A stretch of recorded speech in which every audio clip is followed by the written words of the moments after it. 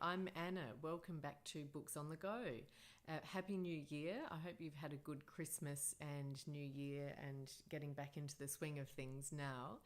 I'm here with a December wrap-up, and it's a sort of curtailed one because I'm down at the beach house and I've left most of my books at home. So I only have 3 with me, so we'll call it a highlights from December, and they're all quite different books as well, which is interesting, but I'll talk about them in the order that I read them. So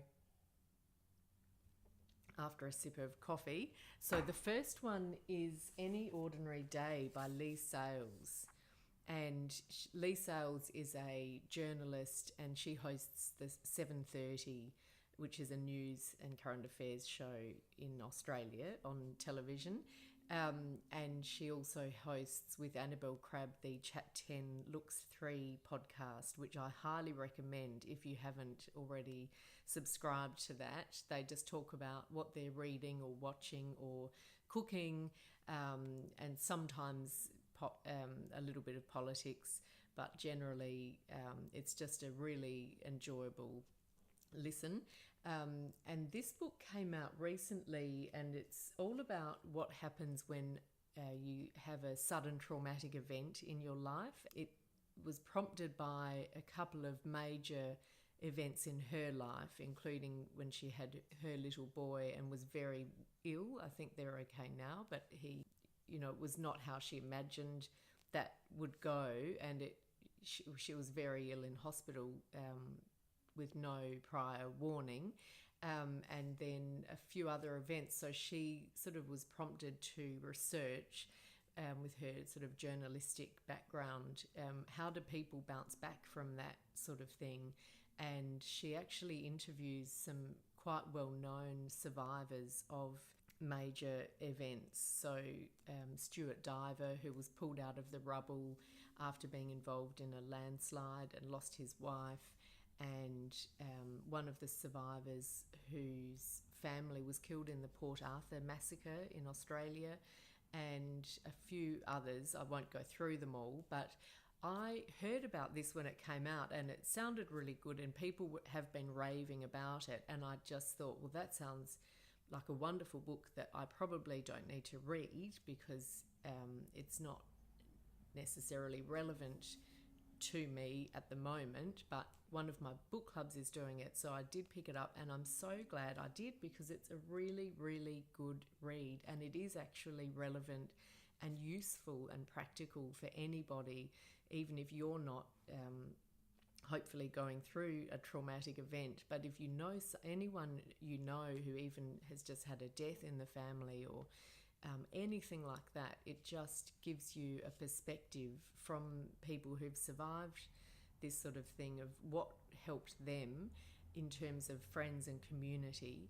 And that I found that really useful. And it's also Leigh Sales is such a warm and compassionate and intelligent presence that in the book that she's just good company to have when you're reading these stories. And of course it's very rigorous because of her, all of her journalistic skill has gone into it. So it's not a lightweight book, but it's a very engaging read. So I found this really compelling. I actually couldn't put it down, and I'd highly recommend it, as a really good read, but also very thought-provoking and I think very useful book.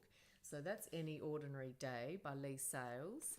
And then completely different, quite chunky, we have Killing Commendatory by Haruki Murakami. And this one I actually don't have the proper cover because I took that off to read it so I wouldn't ruin it. And the original cover is at home, or the dust jacket. I don't know the correct terms, but it's beautiful cover designed by Suzanne Dean. And I've left is it the dust jacket? I've left that at home because I didn't want to ruin it. But this is the latest novel by Haruki Murakami.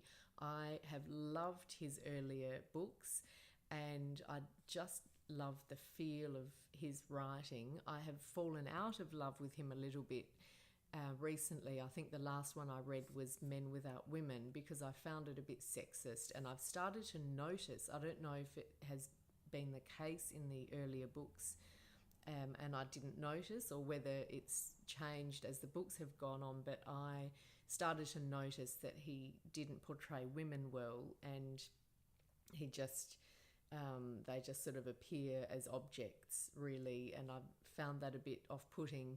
So I sort of take that as just part of who he is, but it did put me off a bit. So I had mixed feelings going into this, because I suppose I didn't look forward to it as much as I would have looked forward to, a new Murakami book 5 years ago. But I really loved it. There were definitely problematic moments, and again, the portrayal of women is terrible, actually. It's even, I think, worse in this book than some of his other ones. They are really just presented as, they're described as whether they're attractive or not attractive, and really presented in terms of, will they be a possible romantic partner for the protagonist, or Menshiki, who's the other main character, which I found disappointing.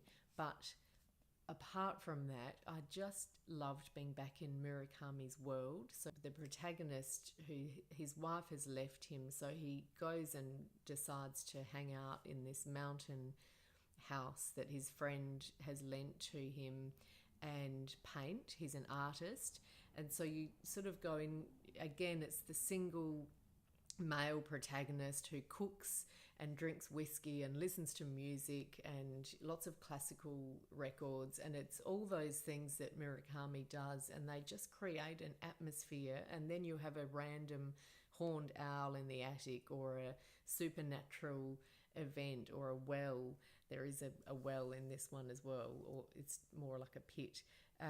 But it has all those elements that are so quirky, and yet what I love is that his characters speak to each other with this real calm and politeness and elegance, and it just creates a very sort of soothing reading experience, but also eccentric. So I really love that about his writing, and I just loved being immersed in this world. It is really long. It's probably a bit too long, and some of the writing is not as poetic as I think perhaps some of his earlier work, and I don't know if that's an issue with the translation or not. This one is translated by,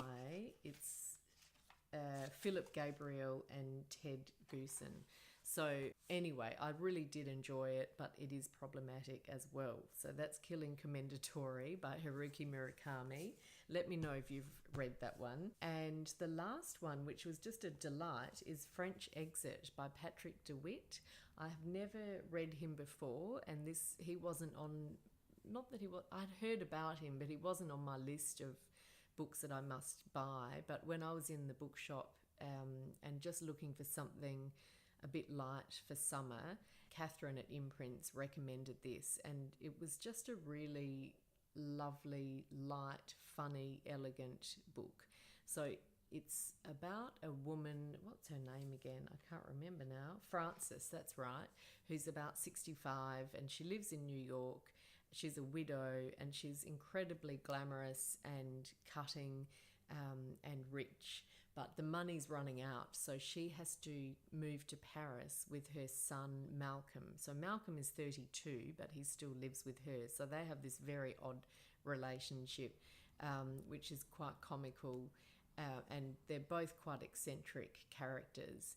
But it's really a comedy, but of course it has a poignant sort of heart as well, and it does, their relationship and their characters do develop over the course of the novel. I thought the story became a little bit more unlikely by the sort of second half, but I really enjoyed it. The dialogue is superb. It's incredibly sharp and well observed, and just a joy to read. And it reminded me a little bit of reading P.G. Wodehouse, the Bertie Wooster and Jeeves books, which I just love, because reads really easily, but I don't think it's easy to do that very, very dry satire, and to have the dialogue really spot on and then cleanly done. It's not, there's not a wasted word, and I think that takes great skill. So I really appreciated that, and this was just a good,